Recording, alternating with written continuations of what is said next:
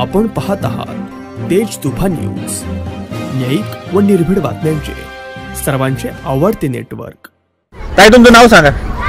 माझं नाव मोहिनी संकेत भालेराव, माझं गाव कळम गाव आहे का? हो। आता विधानसभेची निवडणूक आलेली आहे, महत्त्वाचं म्हणजे तुम्हाला मतदानाचा अधिकार आहे का?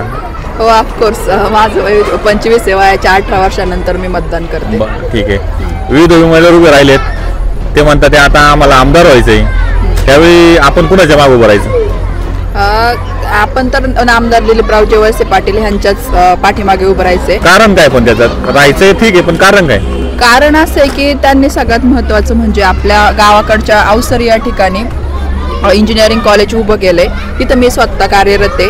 तर आपल्याला भरपूर ब्रांचेस, ऑटोमोबाईल, कम्प्युटर ह्या सगळ्या गव्हर्नमेंटच्या ब्रांचेस त्यांनी इथं आणल्यात। आपल्या मुलांना पुण्या मुंबईमध्ये अशा सिटीच्या ठिकाणी शिक्षणासाठी जावं लागतं, तर त्याचा शैक्षणिक खर्च खूप होतो। तर आपल्या सर्वसामान्य लोकांसाठी त्यांनी अवसरी या ठिकाणी इंजिनिअरिंग कॉलेज उपलब्ध केले। म्हणजे त्यांच्या कारकिर्दीतली ही सर्वात मोठी अचिव्हमेंट म्हणू शकतो आपण। तसंच मनसरमध्ये उपजिल्हा रुग्णालय ते आता त्यांनी महिलांसाठी राखीव केले, आणि तसंच तांबडेमाळा इथे पुरुषांसाठी पण कामकाज चालू आहे। ही साहेबांची धोरणं आहे, आणि हे फक्त नामदार दिलीपरावजी वळसे पाटील साहेबच करू शकतात। त्यामुळं आपण सर्वांनी त्यांनाच मतदान करायचं। ठीक आहे। विकासाची कामं केलीत, शिक्षणाची गंगा आणली आहे, त्याचबरोबर तालुक्यात अवसर या ठिकाणी मेडिकल कॉलेज होणार आहे। आता हा या कॉलेज तुम्हाला फायदा झालाच आहे, पण ते कॉलेज होणार त्याबद्दल काय भावना व्यक्त करशाल साहेबांबद्दल? म्हणजे खूप चांगलं आहे। एकतर मेडिकल कॉलेज म्हणजे महाराष्ट्रात तसं पाहायला गेलं तर गव्हर्नमेंट कमी आहेत, आणि म्हणजे कमी असल्यामुळं त्याचं एक मेरिट खूप हाय जातं। तर अजून जर उपलब्ध झाली तर म्हणजे सर्वसामान्य मुलांना त्याचा फायदाच होईल असं वाटतं मला। बरं, ठीक आहे। तालुक्यामध्ये कुठेतरी बदलाचं वारं वाहत आहे, चर्चा आहे, अशाबद्दल काय होणार? बदल होईल का? नाही, बदल नाही होणार।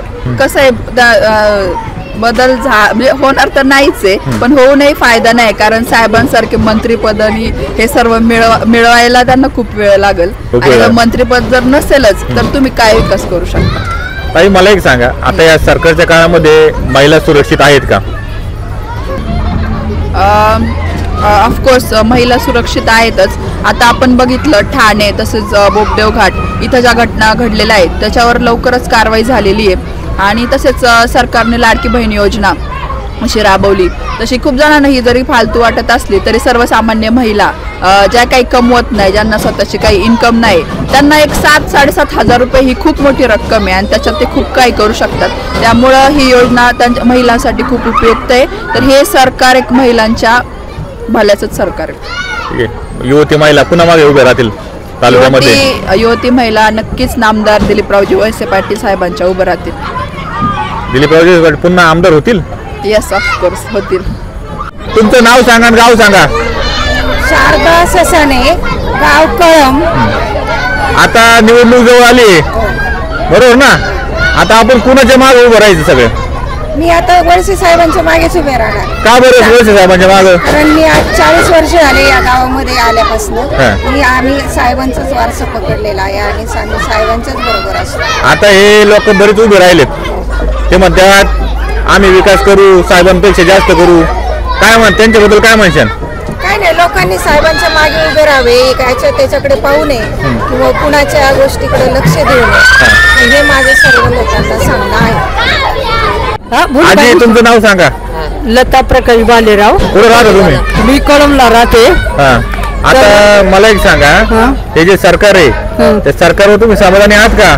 हा, समाधानी आहे। काय समाधानी आहे ते सांगा बरं पहिल्यांदा। तुमचे सगळे जे काय आहे ती कहाणी सांगा एकदा, कशी समाधानी आहे तुम्ही? आता माझा असं आहे, माझा मुलगा वारलाय, मला एकच मुलगा होता, तो वारला, सून वारली माझी। आता मला फक्त 2 नातवंड आहे, ती मामाच्या घरी आहे त्याच्या, आणि मी एकटीच कळमला राहते।